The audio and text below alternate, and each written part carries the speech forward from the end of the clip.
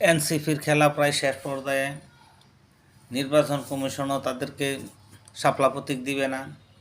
তাদের যে প্রভু ছিল, যাকে আশা করে তারা বর্তমান সময়ে রাষ্ট্রপ্রধান বানিয়েছেন, ডক্টর মোহাম্মদ ইউনূস, উনিও এনসিপি থেকে অনেকটা দূরে সরে গেছে।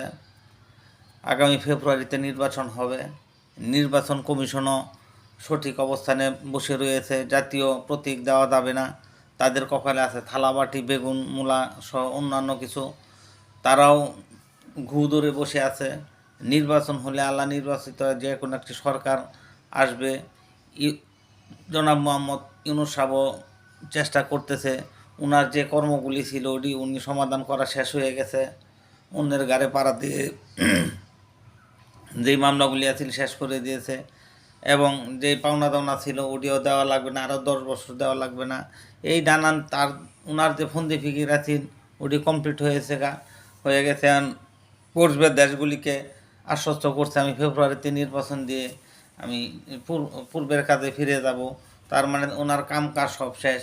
এখন আর এই এনসিপি বা অমুক প্রয়োজন নাই। সেই হিসাবে আমি বলবো যে এনসিপি হয়তোবা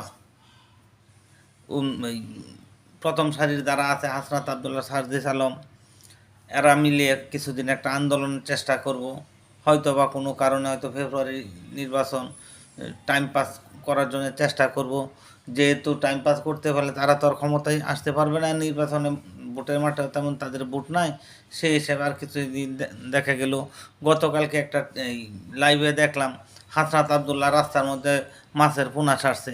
তারাই ক্ষমতায়, তারাই সকল কিছু, কাকে এগুলি দেখাচ্ছে। সুতরাং তাদের মধ্যে একটা বিভাজন হয়ে গেছে গা। সমন্বয়ক ভাইয়েরা, আপনারাও বেশি ফালাফালি করেন না। আপনাদের প্রভুরা যার যার মতে দাঁড় আখের গোছাচ্ছে। সুতরাং গ্রাম অঞ্চলের যে এই সমন্বয়করা আছেন তারা পার্শ্ববর্তী মানুষের সাথে দুর্ব্যবহার না করাটাই ভালো। সকলেই ভালো থাকুন। রাত্রে আরও খবর বিশ্লেষণ নিয়ে আসবো ইনশাল্লাহ।